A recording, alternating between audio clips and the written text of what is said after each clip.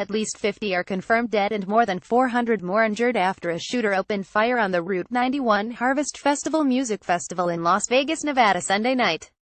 The shooter, who has been identified as a McWhite, Nevada resident named Stephen Paddock, 64, began firing from the 32nd floor of the nearby Mandalay Hotel just after 10 p.m.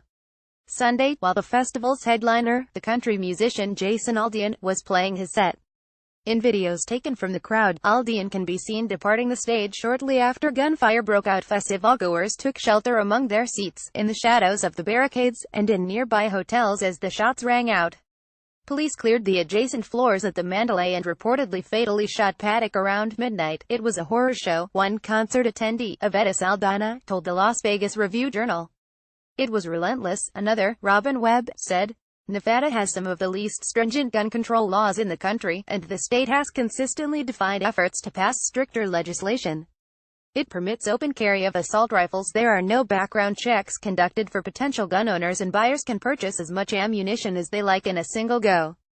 In the wake of the attack on the festival, Hillary Clinton took to Twitter to express her condolences. "We are grieving with you," she wrote, and to advocate for politicians to take a renewed stand against the National Rifle Association, the main lobbying group for the gun industry.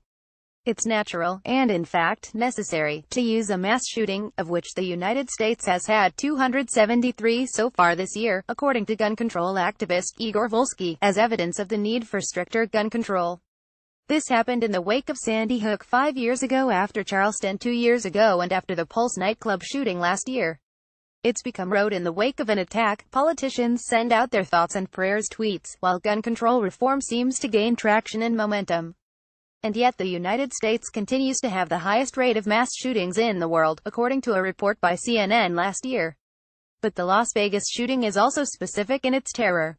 Paddock targeted the crowd at a music festival, a group of people who came together because they love the same thing. There is no music that is experienced alone.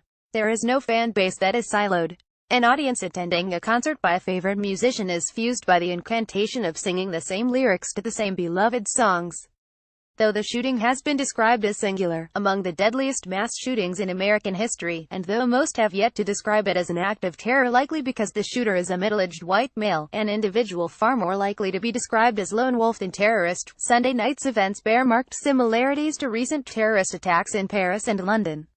Like the shooting at Paris Le Bataclan last year, where a gunman opened fire during an Eagles of Death metal concert, or the bombing at the Manchester Arena earlier this year, where an Ariana Grande concert was entering its final stretch. Sunday night's shooting is an attack on an event during which individuals came together, intrinsically and voluntarily partaking in a community because they have the same favorite song, even if for entirely different reasons.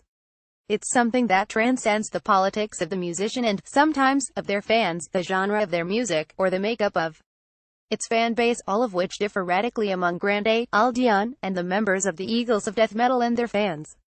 It even echoes the shootings at the Pulse nightclub in Orlando, Florida, last summer. Each separate act of violence is not just a violation of human life, but also an infringement upon a space where total strangers shared a bond. Or, as New York Times reporter Katie Rossman wrote on Twitter, "Coming together with strangers who love the same songs as you is the height of community and humanity. It is particularly despicable that this attack was carried out during a concert, transforming an evening of music and celebration into a heartbreaking and horrific night of violence," said Nancy Pelosi, the California representative and minority leader for the House Democrats.